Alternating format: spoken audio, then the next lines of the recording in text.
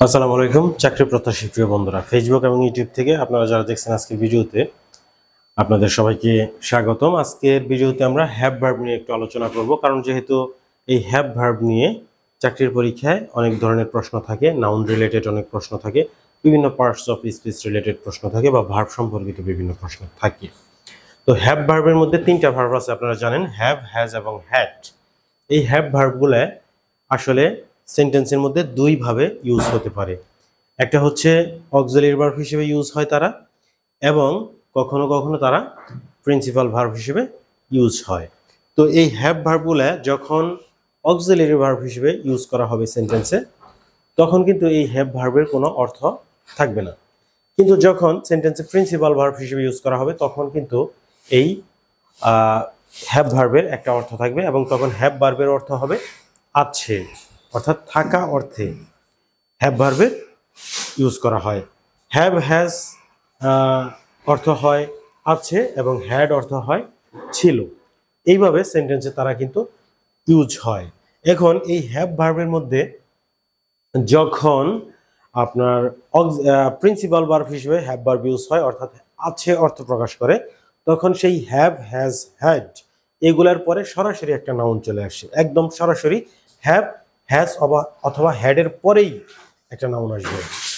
আর যদি এই ভার্বগুলা প্রিন্সিপাল ভার্বের কাজ না করে অক্সিলারি ভার্ব হিসেবে ইউজ হয়, তাহলে এই অক্সিলারি ভার্ব হ্যাভ, হ্যাজ, হ্যাডের পরে কিন্তু একটা প্রিন্সিপাল ভার্ব বসবে, তারপরে অবজেক্ট বসবে।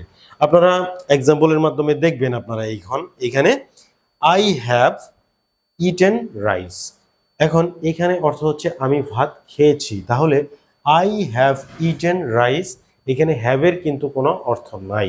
সো এইটা হচ্ছে আমাদের এখানে অক্সিলারি ভার্ব, কারণ অক্সিলারি ভার্ব শুধুমাত্র হেল্প করার জন্য সেন্টেন্সে বসে, কোনো অর্থ থাকে না।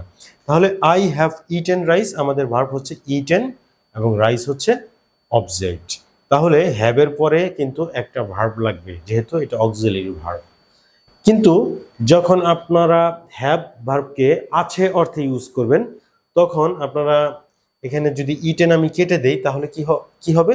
I have rice, I have rice, তাহলে হ্যাভ অর্থ কিন্তু এখানে আছে বোঝায়, আমার চাল আছে।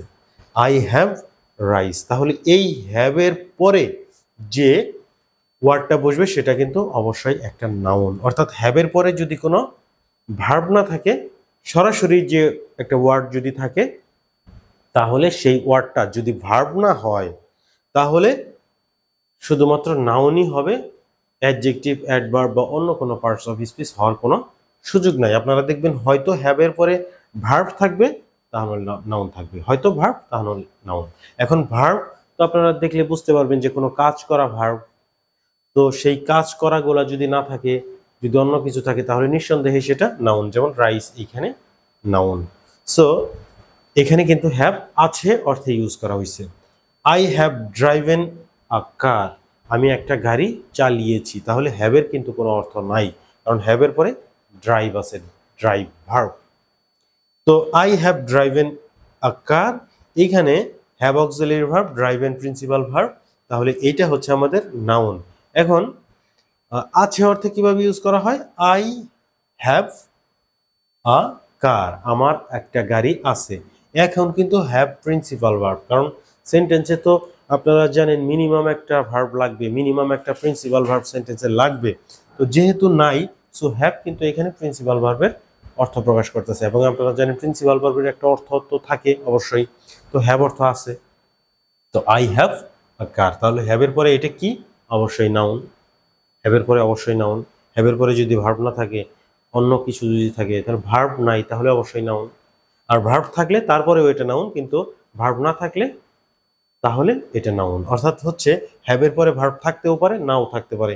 হ্যাভের পরে যদি ভার্ব থাকে, তাহলে এটা অক্সিলারি ভার্ব। হ্যাভের পরে যদি ভার্ব না থাকে, তাহলে প্রিন্সিপাল ভার্ব। হ্যাভের পরে যদি ভার্ব থাকে, তাহলে এটার কোনো অর্থ প্রকাশ করবে না। হ্যাভের পরে যদি ভার্ব না থাকে, তাহলে এটার অর্থ হবে আছে, আছে বা ছিল, সেন্টেন্সের প্রয়োজন অনুসারে এরকম অর্থ প্রকাশ করবে। তো হ্যাভ, হ্যাজ এবং হ্যাড নিয়ে ছোট্ট একটা আলোচনা করলাম, আপনাদের অবশ্যই কাজে লাগবে। আপনারা প্র্যাকটিস করতে থাকেন, চাকরির পরীক্ষার বিভিন্ন প্রশ্নের সমাধান করতে থাকেন, প্লাস ভিডিওগুলো দেখতে থাকেন। আমি প্রতিনিয়ত সমাধান করে ভিডিও আপলোড করতেছি। আপনাদের সমস্যার কথাও জানাবেন অবশ্যই কমেন্ট করে। Thanks for watching this video. আল্লাহ হাফেজ।